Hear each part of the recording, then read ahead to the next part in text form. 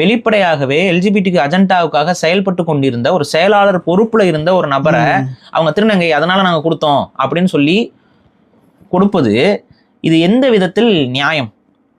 இதுதான் நம்ம முன்வைக்கக்கூடிய கேள்வி. அப்ப எல்ஜிபிடிக்கு செயல்பாட்டாளர் இருக்கிறாங்க, சரி, உடனே இப்ப வந்து இதுக்கு சப்பக்கட்டாக நம்ம கிட்ட சொல்லப்பட்ட கருத்து என்னன்னா,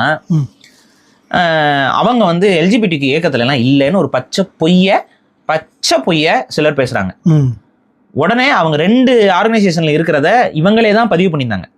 அதுல ஒரு ஆர்கனைசேஷன், இது போன காணொலியில நம்ம தெளிவாக காட்டணும், இரவிங்கிற ஆர்கனைசேஷன் வந்து எல்ஜிபிடிக்யூவை சப்போர்ட் பண்ற, ப்ரமோட் பண்ற, எல்ஜிபிடிக்யூ வந்து நார்மலைஸ் பண்றதுக்கான வேலைகளை செய்யக்கூடிய ஒரு அமைப்புங்கிறத இன்னும் நான் டீட்டெயிலாக அதை பத்தி இன்னும் பேச போறேன். ஏன்னா போன இதுல நான் கொஞ்சம் மேலோட்டமா சொன்னேன், சரி தவற உணர்ந்து திருத்திக் கொள்வார்கள் அப்படின்னு பார்த்தேன். இல்ல நாங்கள் தப்பு செய்வோம், தெரிஞ்சே செய்வோம் அப்படின்னு அவங்க ஆணித்தனமாக நிற்கும் பொழுது, நீ தப்பு செய்யு, எப்படி மக்கள்கிட்ட கண்ணில் ஏமாத்திட்டு போறேன்னு நான் பாக்குறேன், நீ தப்பு செய்ய எப்படி மக்களை ஏமாத்திட்டு நீ போறேன்னு பாத்துறேன்.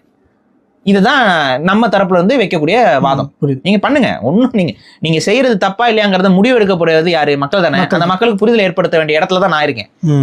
நான் வெளிப்படையா என்னென்னலாம் வேணுமோ அது எல்லாத்தையும் நான் பேசலான்னு இருக்கேன். இப்ப நாம் தமிழர் இருக்கக்கூடிய பொறுப்பாளர்கள் ஒரு அதிகாரப்பூர்வமான ஒரு பதில கொடுங்க. 2 கேள்வி. இந்த எல்ஜிபிடிக்கு சப்போர்ட்டர்ஸா இருக்கக்கூடிய இந்த நபர்கள் பியூபர்ட்டி பிளாக்கர்ஸுக்கு என்ன நிலைப்பாடு எடுக்கிறார்கள்?